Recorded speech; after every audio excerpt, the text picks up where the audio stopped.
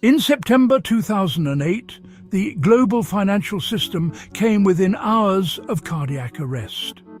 ATMs were at risk of freezing. Corporate payrolls were in danger. Money market funds, supposedly safer than bank accounts, were breaking apart. And at the center of the panic stood a 158-year-old institution once considered untouchable. Lehman Brothers Holdings Inc. The official explanation sounded simple. Bad mortgages, bad timing, a recession nobody saw coming. Long before the collapse, Lehman Brothers had mastered the culture of financial aggression. The firm survived railroad crashes, world wars, the Great Depression, and the collapse of long-term capital management in 1998. Survival became part of its identity. Inside the company, risk wasn't feared. It was celebrated. During the early 2000s, America entered one of the greatest credit booms in history. Interest rates stayed low after the dot-com crash. Banks flooded the market with cheap debt. Housing prices exploded upward. By 2007, Lehman held roughly $680 billion in assets, backed by only about $22 billion in capital. That meant the firm was leveraged more than 30 to 1. A loss of just 3% on its assets could, well, wipe out the entire company. Internally, some executives saw the danger.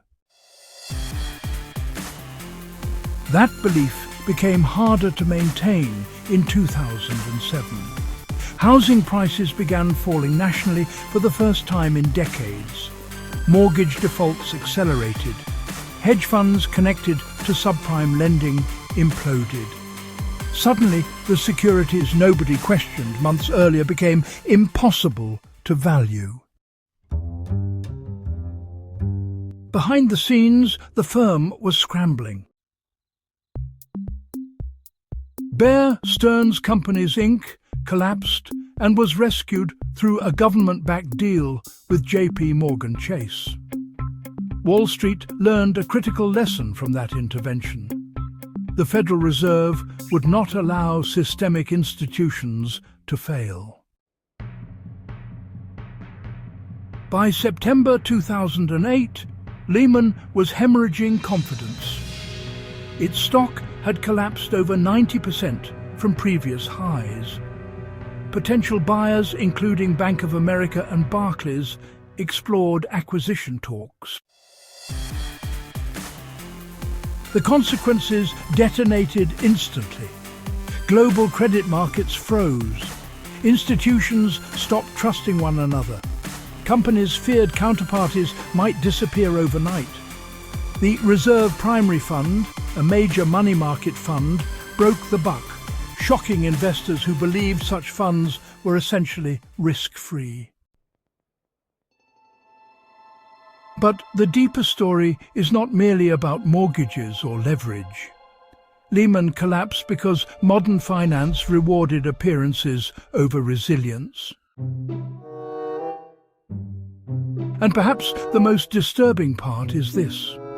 Many of the people involved were not irrational fools. They were intelligent people trapped inside a system where slowing down meant losing power. Lehman Brothers became the symbol because it was the institution that ran fastest toward the edge. And when it fell, the world discovered how fragile the architecture of modern capitalism had become. Subscribe to Money Cartel, because the people who understand power are usually the ones who survive when it collapses.